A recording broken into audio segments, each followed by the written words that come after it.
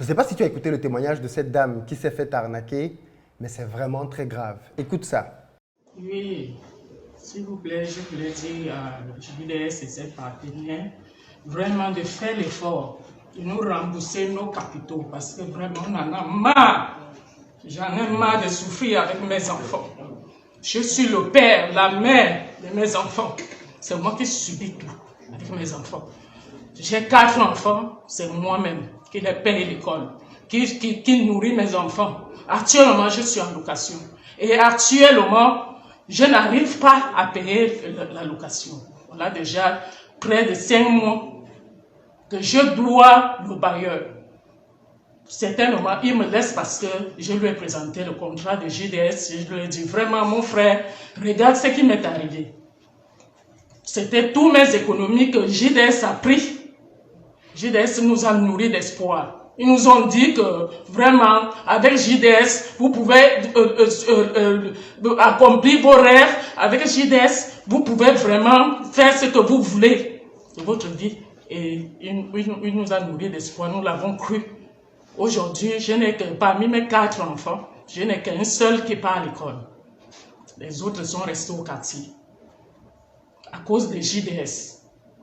Donc vraiment, je suis en train de demander à l'État gabonais, à l'État surtout en principe, le président de la République, vraiment de voir cette histoire-là et de faire à ce que JDS nous restitue. Parce qu'en ce moment-là, vraiment, ça ne va pas. Mes enfants, bien, même par moment, mes enfants n'arrivent pas à manger. Même celle qui part à l'école, peut-être, prépare l'examen, prépare le BPC. Par moment, l'enfant n'a même rien à manger avant d'aller à l'école. Vraiment, je suis en train de supplier l'État gabonais de voir cette histoire. De voir cette histoire, vraiment. Merci. Voilà donc une dame qui a confié son argent à JDS, qui aujourd'hui a des arriérés de loyer. Pire encore, elle a des enfants qu'elle ne peut plus envoyer à l'école. Et même sa fille qui est en classe d'examen va à l'école, mais ne parvient même pas à s'alimenter. C'est très grave.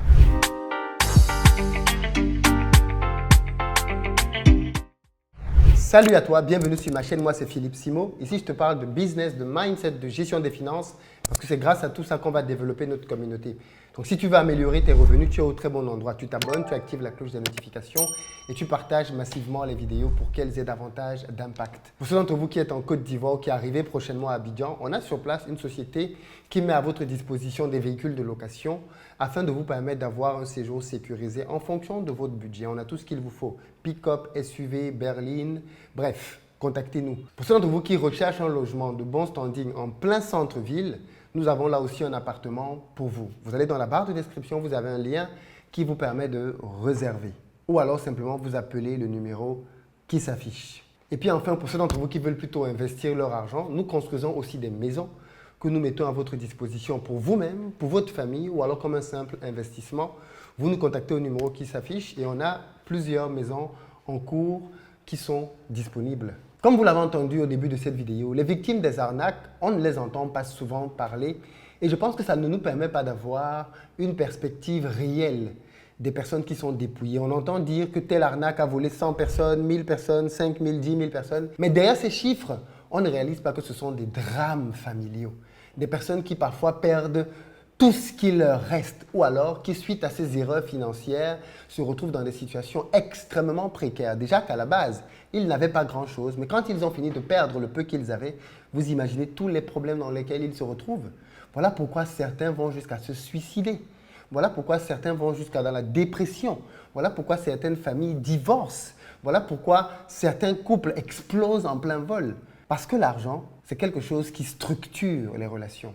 Et comme on aime souvent le dire, c'est quand vous n'avez pas d'argent que vous vous rendez compte à quel point vous êtes proche de la précarité. Et malheureusement, j'ai trouvé des témoignages de personnes qui, moi-même, m'ont beaucoup touché. Et j'ai voulu partager ça avec vous pour que vous vous rendiez compte de ce qui se passe derrière ces arnaques. L'arnaque dont on parle ici s'appelle JDS. C'est un monsieur qui, au Gabon, a créé une arnaque dans laquelle il est venu proposer aux Gabonais une astuce très intelligente. Il leur dit, moi, j'ai des boutiques sur place. qui vendent du matériel informatique. Mettons-nous ensemble, c'est toujours la même chose, hein. Mettons-nous ensemble, je vais aller acheter du matériel informatique à Dubaï, aux Émirats Arabes Unis, je vais le ramener ici et je vais le vendre et vous allez avoir des bénéfices. Et là, bien évidemment, il leur propose 6 packs. C'est toujours une affaire de packs. M1, M2, M3 jusqu'à M6, avec des montants commençant à 100 000, 200 000, 500 000, jusqu'à 3 millions de francs. Et derrière, il leur propose des rentabilités bien évidemment très alléchantes. Il va jusqu'à leur dire que la personne qui met par exemple 3 millions de francs CFA, donc à peu près 4 500 euros, va se retrouver à gagner tous les mois 750 000 francs pendant un an, soit au total 9 millions au bout d'un an. Donc concrètement, quelqu'un va dans un investissement dans lequel il met à peu près 4 500 euros, il va toucher désormais tous les mois 1 200 euros à peu près pendant un an. Au total, on se retrouve avec une rentabilité à 300%, les amis. Et malgré le fait que ce soit gros, les gens y ont quand même cru. Et comme vous pouvez l'entendre, se sont dépouillés pour aller mettre leur argent là-dedans. Et aujourd'hui, ils sont dans des situations familiales extrêmement complexes. Écoutez par exemple cet autre témoignage. Il m'a dit, ok, on va vous revenir, donnez-moi le contrat. Je lui ai donné la copie du contrat. L'autre a dit, il ne peut pas la copie du contrat. Comme ce sont les vieux contrats, vous voyez que mon contrat-ci, celui-là et celui-là, ce ne sont pas les mêmes contrats. Donc, ils avaient déjà changé. Il m'a dit, non, pars avec la copie. Moi, je garde l'original. Quand vous allez revenir, on va vous donner les nouveaux contrats. On va vous appeler. À ce jour, monsieur Landry n'a jamais appelé. À ce jour, monsieur Landry n'est même pas remboursé mon argent. Je veux juste récupérer mes 2 500 000 du reste du premier compte et les 2 millions du deuxième compte. Tous les jours, quand je vois mon petit frère faire les crédits, je culpabilise parce que je me dis cet argent aurait pu servir. Aujourd'hui, il y a des médicaments que la CNAMGES ne prend pas en charge. Le traitement du lupus est coûteux. S'occuper d'un enfant qui souffre du lupus est coûteux. Ma maman ne travaille pas. Elle se sert, ne peut pas tout faire. Mon petit frère qui me suit, qui a 14 ans aujourd'hui, souffre d'une maladie rare, appelée neurolupus. Cette maladie n'est pas à souhaiter à quelqu'un. Et donc, en venant à JDS, j'avais espoir de multiplier cet argent et de pouvoir épauler mes parents afin d'apporter des meilleures conditions de soins à mon petit frère. C'est comme ça que le 3 juillet, le 31 avril, bon, le paiement du 31 avril s'est fait le 3 mai. C'est comme ça que le 3 mai, quand on me donne les 1 600 000, donc 1 500 000 et 100 000 de bonus de jet, je décide d'ouvrir un autre compte au nom de ma maman. Voici. Un autre compte parce que je me disais, s'il y a plus d'argent, on fera encore plus. Si je peux apporter plus de contributions avec ce que les parents auront, on pourra encore plus lui apporter une aide, une meilleure aide. C'est comme ça que je décide d'ouvrir un autre compte le 3 mai au nom de ma maman. Et je décide de geler ce compte-là. Donc, la fin de ce gel était le 3 août. Et le premier compte, la fin du deuxième gel était pour le 31 juillet. Malheureusement pour moi, le 29 juillet, JDS décide de suspendre les paiements sans tenir compte des personnes qui avaient gelé leur argent. Voilà encore une deuxième histoire très triste. Cette jeune dame explique qu'elle a investi dans JDS avec pour espoir qu'avec les rentabilités qu'elle allait obtenir, elle allait non pas s'acheter des artifices, mais contribuer aux soins de santé de son petit frère de 14 ans qui souffre du lupus. C'est une maladie dégénérative et donc fondamentalement très grave. Malheureusement, aujourd'hui, elle a ouvert un deuxième compte pour sa maman en espérant multiplier les revenus pour bien évidemment se donner davantage de chances de prendre en charge son frère. Et le constat, il est là. L'entreprise a fermé, ne rembourse plus personne et aujourd'hui, elle ne sait bien évidemment pas où se tourner. Elle voit son petit frère tous les jours faire des crises à la maison et bien évidemment, tout ceci la met dans une position extrêmement difficile, pénible et douloureuse, d'où d'ailleurs les larmes qu'elle a du mal à contenir quand elle en parle. J'ai voulu vous montrer ce genre de choses pour que vous réalisiez bien à quel point les gens qui organisent ce genre de braquage sont sans foi ni loi, n'ont aucune pitié de personne.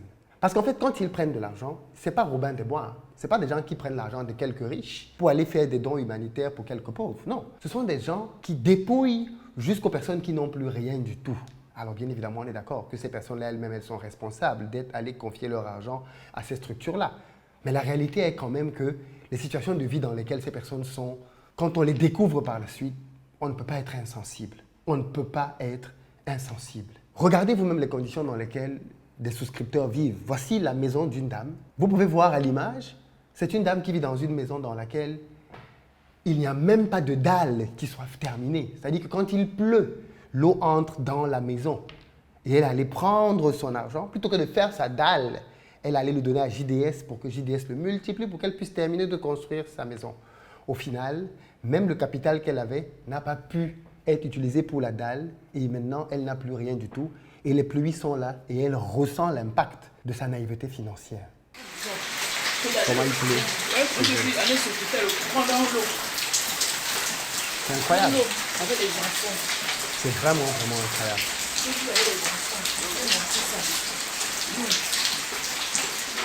Je ne sais pas ce que vous inspire ces images, mais moi, c'est de la désolation, très clairement. Au moment où nous parlons, le propriétaire de l'entreprise JDS est derrière les barreaux, mais malheureusement, les remboursements n'ont pas eu lieu, du moins pas encore. Est-ce que les autorités gabonaises vont parvenir à recouvrer de l'argent pour indemniser à minima les souscripteurs? Je n'en sais rien. Dans tous les cas, voilà la réalité des gens qui vont se mettre dans les Ponzi.